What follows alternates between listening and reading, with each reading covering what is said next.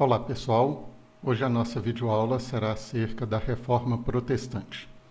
A Reforma Protestante é mais um daqueles momentos históricos em que temos a passagem da Idade Média para a Idade Moderna. O absolutismo, o mercantilismo, o renascimento cultural, Reforma Protestante, grandes navegações, colonização da América, todos esses momentos históricos se inserem nessa transição entre a Idade Média e a Idade Moderna. O ano que a gente usa para a Reforma Protestante é 1517 e daqui a pouco vocês vão entender o porquê dessa data. O fator considerado principal para o início da Reforma Protestante foram os abusos cometidos pela Igreja Católica. Nós já explicamos, na Idade Média, que a Igreja Católica foi a principal instituição medieval. Muito forte, muito poderosa, muito rica. E com o passar do tempo, a Igreja foi se preocupando cada vez mais com as questões terrenas, com a riqueza, com o poder, e foi se descuidando das questões espirituais. Dois abusos citados nos vestibulares são a simonia, que é a venda dos cargos eclesiásticos e a venda dos objetos sagrados e a venda das indulgências. Vamos começar pela simonia. Era muito comum durante o período medieval que se vendesse cargos eclesiásticos. Alguém poderia pagar e se tornar padre, alguém poderia pagar e se tornar bispo da Igreja Católica. Bem como era normal se vender objetos sagrados, espinhos da coroa de Cristo, lasquinha da cruz de Cristo e diversos outros objetos. Considera-se que era um abuso e que não eram objetos originais devido à grande quantidade desses produtos que eram vendidos por séculos no território europeu. Agora, aquele ponto que é considerado central para o início da Reforma Protestante é a venda de indulgências. A Igreja Católica começou a fazer a venda das indulgências, que é exatamente a venda do perdão dos pecados.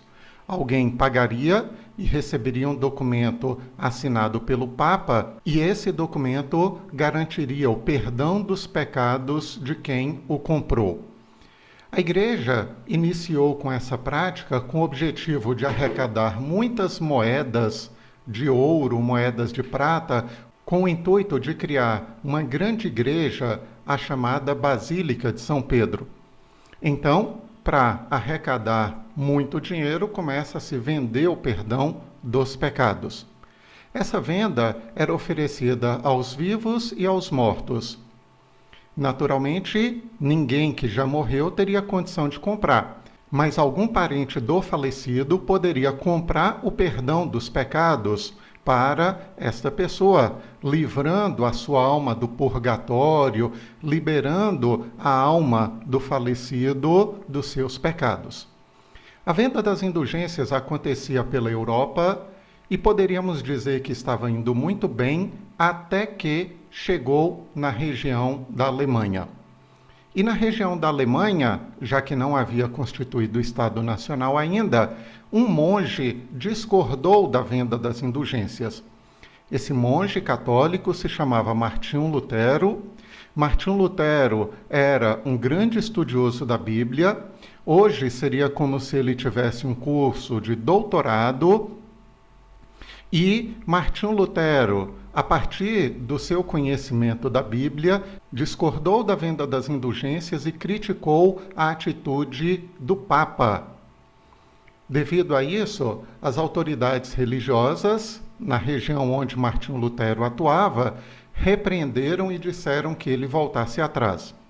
Ele se nega e, como não foi ouvido, em 1517, ele fixou 95 teses, 95 críticas na porta da Catedral de Wittenberg. Ele escreveu esses 95 erros cometidos pela Igreja em alemão e uma parcela da população pôde ler e pôde entender o que Lutero estava fazendo.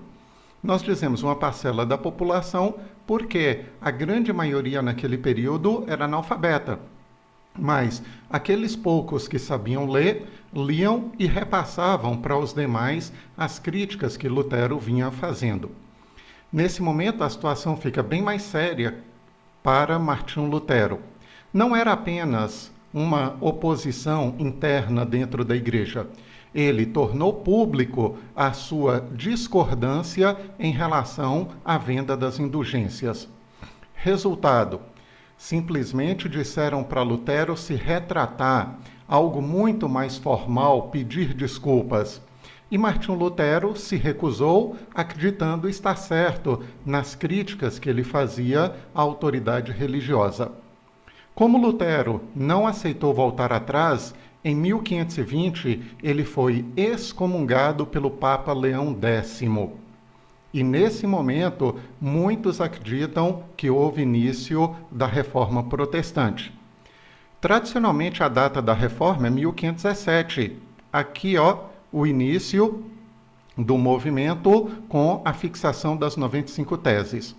Mas muitos chegam a fazer a seguinte afirmação: de 1517 até 1520, Martinho Lutero entendia que a igreja estava errada e, sendo um conhecedor da Bíblia, da religião católica, ele queria ajudar a igreja a voltar para o caminho correto.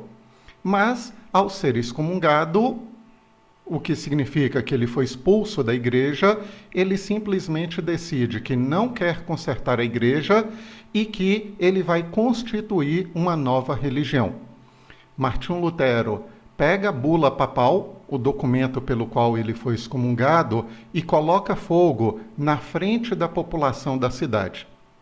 Nesse momento, Lutero rompe completamente com a Igreja Católica e decide criar uma nova religião que é conhecida como Igreja Luterana.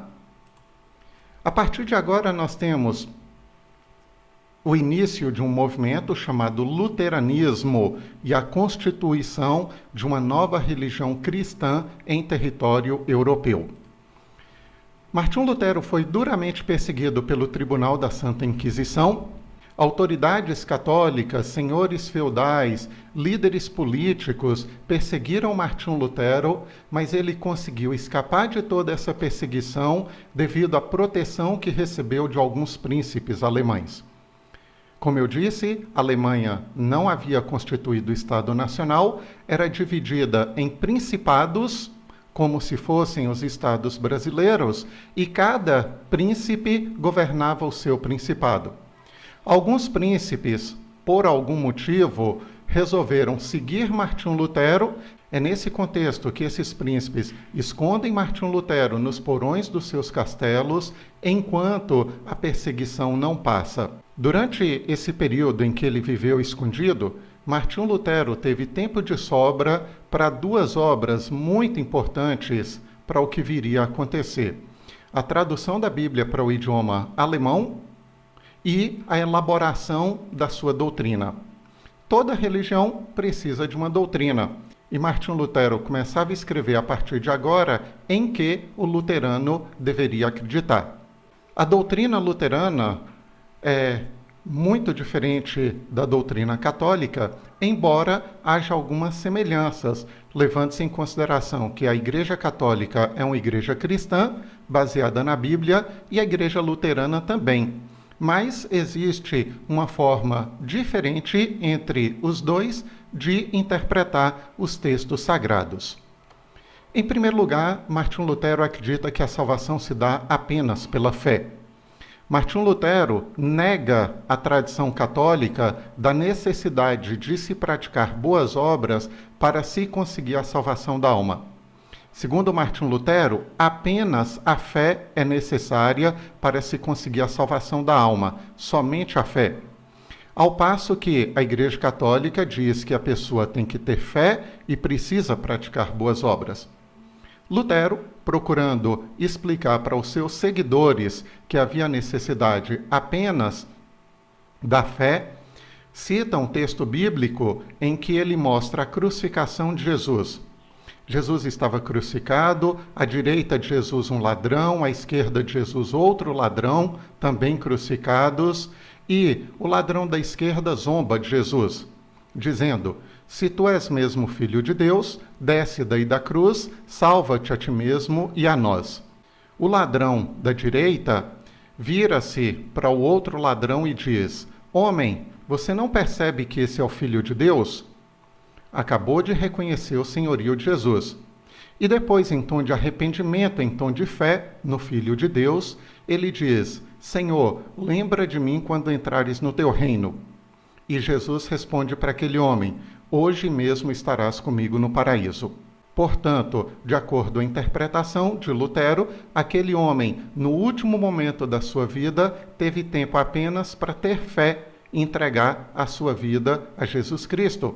Não teve tempo para praticar boas obras. E, como Jesus havia prometido, ele conseguiu a salvação da sua alma.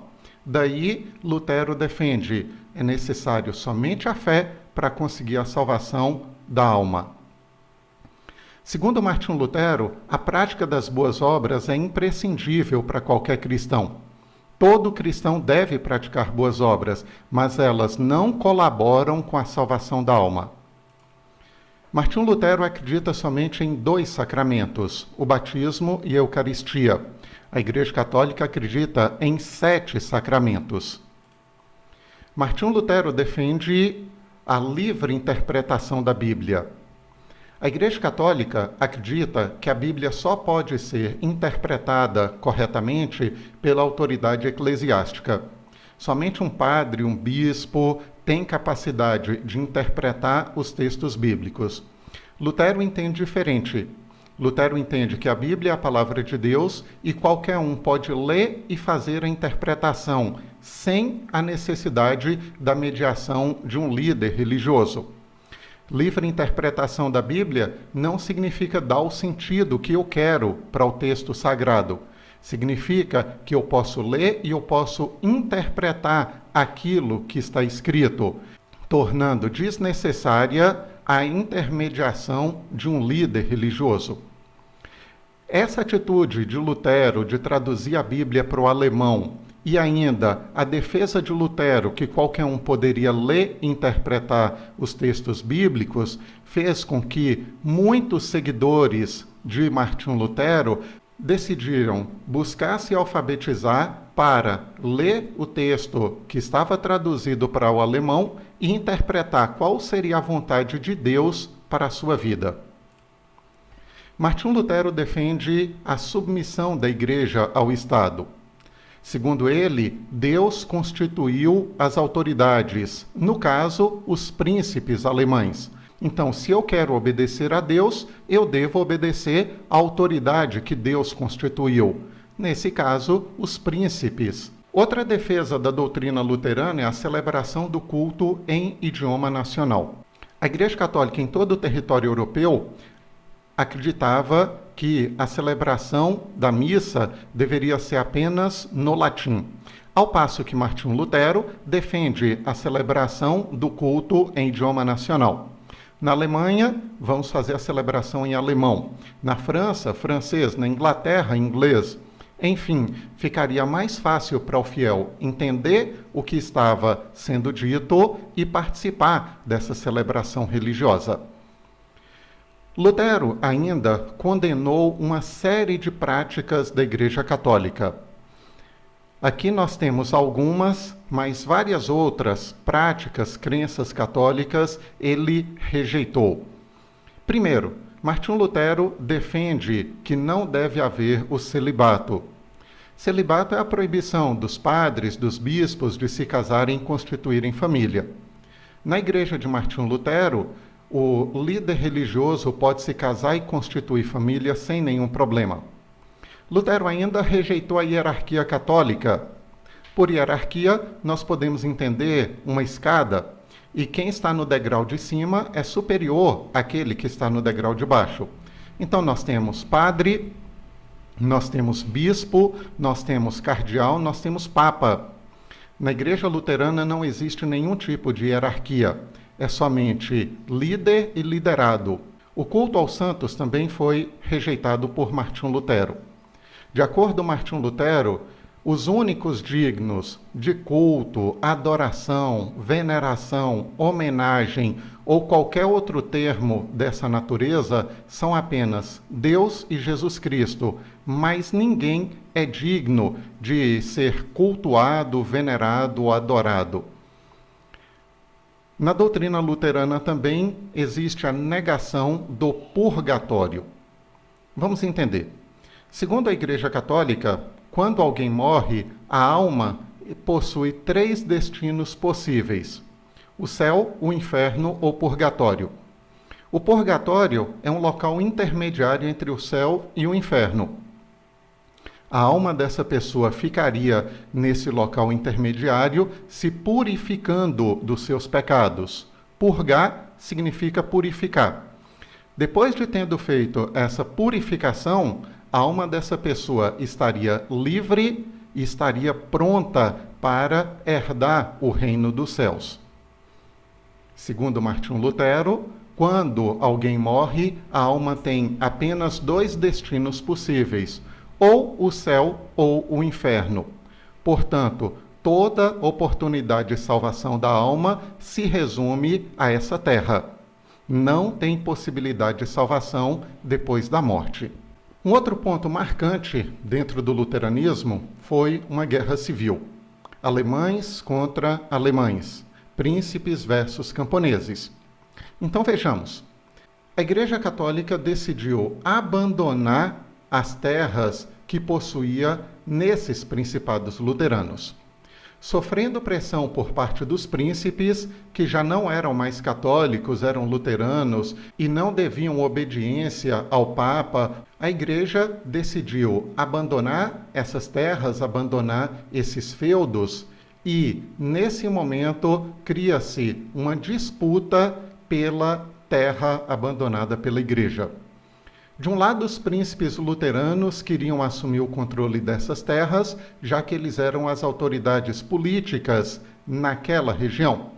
Do outro lado, os camponeses, os pobres, os sem terra, originários da época da servidão feudal, também queriam a terra. Eles passaram a disputar essa posse da terra abandonada pela Igreja Católica.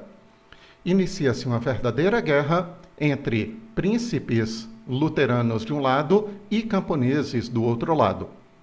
Um detalhe interessante é que vários desses camponeses eram anabatistas, ou seja, um grupo religioso que só batizava pessoas adultas. Anabatista significa aquele que batiza de novo. E, falando sobre os anabatistas, eles faziam oposição à Igreja Católica no sentido de batizar criança, batizar recém-nascido. Lembra que é um confronto entre príncipes e camponeses. Não é um movimento dos príncipes contra os anabatistas. Vários camponeses eram anabatistas, não todos. Esse conflito foi extremamente violento e, ao final, nós tivemos o massacre dos camponeses, o massacre dos anabatistas. Thomas Müntzer defendia um movimento de justiça social. Ele rompeu com Martinho Lutero e apoiou os camponeses na luta. Tanto Thomas Müntzer quanto milhares e milhares de camponeses foram massacrados nesse movimento, em que os príncipes saíram vitoriosos com o apoio de Martinho Lutero. Se vocês estão bem lembrados, agora há pouco eu disse para vocês que Martinho Lutero defendeu a submissão da Igreja ao Estado. Portanto, se a Igreja deve ser submissa ao Estado, Lutero estava do lado dos príncipes. Dessa forma, os príncipes tomam as terras que anteriormente eram ocupadas pela Igreja Católica e, a partir de então, se fortalecem ainda mais. O luteranismo não se espalhou por toda a Europa. Uma região e outra acaba adotando o luteranismo, mas não é algo generalizado por todo o continente europeu. Um outro movimento surgido no contexto da Reforma Protestante foi o calvinismo. João Calvino, responsável pelo movimento, era um padre francês. João Calvino ouviu das ideias de Lutero, adotou as ideias de Lutero, divulgou as ideias de Lutero na França, mas ele não teve boa aceitação. Calvino foi perseguido pela divulgação das ideias luteranas e fugiu para a Suíça. A Suíça, nesse período, já possui uma pequena liberdade religiosa. Devido a conflitos de caráter religioso, a Suíça já tinha adotado uma certa tolerância. E é justamente nesse território que João Calvino ganha espaço para criar uma nova religião. No primeiro momento, padre francês. No segundo momento, adepto das ideias luteranas. E, em território suíço, ele desenvolve uma religião própria, independente da religião de Martinho Lutero. João Calvino valorizava alguns pontos que merecem bastante atenção. Isso aqui não se trata ainda da doutrina calvinista, mas é extremamente importante. Primeiro, João Calvino valorizava o lucro. E para entender o pensamento de Calvino, nós temos que voltar ao período medieval. Na Idade Média, a Igreja defendia o justo preço, ou seja, você poderia ter um lucro desde que ele fosse justo, desde que ele fosse baixo. Vamos pegar um exemplo. Comprei um produto por 20 moedas. Eu poderia ter um lucro e vender esse produto por 23 moedas, ou seja, um preço que fosse justo, algo que não fosse muito exagerado. Ao passo que João Calvino defende a ideia que o lucro pode ser exagerado. Se eu compro um produto por 20 moedas e quero vender a 50 moedas e os compradores estão dispostos a pagar por isso, não existe problema algum. Segundo, João Calvino defende o empréstimo a juros. Na Idade Média, a Igreja Católica condenava o empréstimo a juros, que era chamado de usura. Quem prestava juros era conhecido como usurário. Vejamos. De acordo com a Igreja Católica, quem presta juros apropria-se de algo pertencente a Deus para ter um ganho para si. O que é propriedade de Deus e que o usurário se apropria? Resposta: o tempo. Quem presta juros ganha sobre o tempo.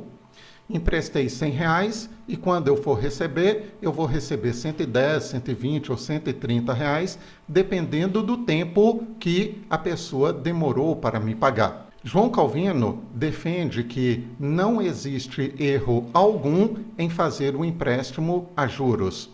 E ele cita um exemplo. Imagina que eu tenha 2 casas.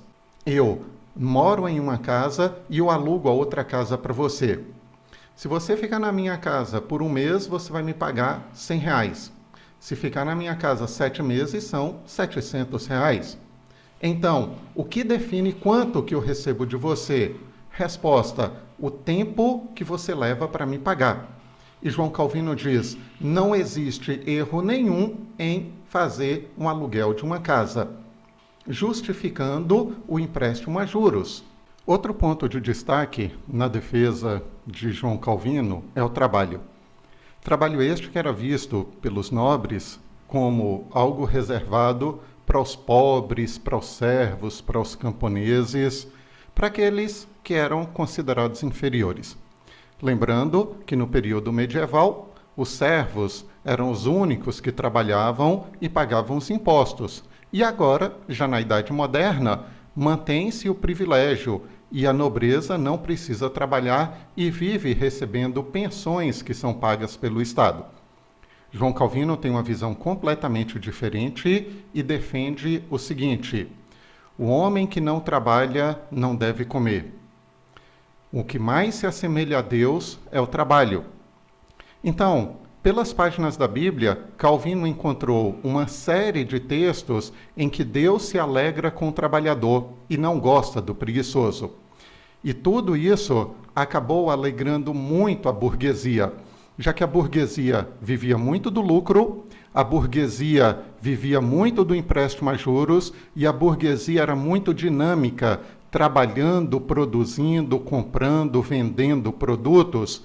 Dessa forma, nós temos a burguesia se aproximando das ideias de João Calvino. Outro ponto valorizado por Calvino é o ato de poupar, a caderneta de poupança. Calvino nunca defendeu um estilo de vida mostrando riqueza. Para Calvino, a vida deveria ser simples, os hábitos deveriam ser simples, o dinheiro conquistado deveria ser poupado e ser reinvestido em um outro negócio, de forma a gerar mais postos de trabalho. A partir desse pensamento, pode-se dizer que o calvinismo influenciou no desenvolvimento do comércio, da atividade burguesa daquela época. A doutrina calvinista era muito parecida com a doutrina luterana, exceto nesses dois pontos. Aqui nós temos dois itens completamente diferentes entre Calvino e Lutero. Primeiro, Lutero falou que a salvação seria pela fé. Calvino defendeu a salvação pela predestinação. Segundo João Calvino, no ato do nascimento, cada um já está predestinado ao céu ou ao inferno, e essa predestinação foi feita por Deus. Então, totalmente diferente do pensamento de Martinho Lutero. Segundo, que João Calvino defende a não submissão da igreja ao Estado. E aqui, Calvino não está dizendo que a igreja deve ser rebelde contra a autoridade do Estado. Calvino está apenas afirmando que o Estado não pode interferir nos assuntos internos da igreja. São duas instâncias separadas, poder político e poder religioso. Por exemplo, o Estado quer impor à igreja calvinista a celebração do casamento homossexual. E João Calvino discorda. Ele diz o seguinte: o Estado não pode me obrigar a fazer algo que vai contra a minha fé, vai contra a minha doutrina. Até esse momento, os seguidores de João Calvino, em especial a burguesia, ficaram muito satisfeitos com tudo que ele vinha dizendo. Mas a ideia da salvação pela predestinação gerou uma dúvida e uma angústia muito grande. João Calvino afirma que é Deus quem predestina. Portanto, o homem não tem como saber se ele foi predestinado ao céu ou se foi predestinado ao inferno. Os seguidores de João Calvino deram uma resposta a essa angústia, dizendo o seguinte: Deus abençoa aos predestinados. Portanto, a riqueza acumulada nessa vida, nessa terra, mediante trabalho justo e honesto, é um sinal que Deus está te abençoando. Já que Deus abençoa os predestinados, então a riqueza acumulada é um sinal que Deus te predestinou ao céu. Gente, em nenhum momento Calvino ou seus seguidores disseram: o trabalho salva. Eles não disseram isso. Quem é rico vai para o céu e quem é pobre está predestinado ao inferno. Eles não disseram isso. Eles disseram que a salvação se dá mediante a predestinação divina e que a riqueza acumulada é apenas um sinal da predestinação. Novamente, a burguesia gosta do pensamento calvinista, levando-se em consideração que a burguesia é muito dinâmica, trabalhadora e acumula muitos bens materiais. Por fim, gostaria de dizer que a maioria dos calvinistas eram pobres. Não se pode associar calvinista com gente que tem dinheiro. A maioria era pobre e acreditava ter sido predestinada ao céu por Deus. Os calvinistas receberam nomes diferentes pelo território europeu. Na França foram chamados de huguenotes, na Inglaterra foram chamados de puritanos e na Escócia ficaram conhecidos como presbiterianos. Lembrando que a Igreja Presbiteriana Brasileira é uma igreja calvinista.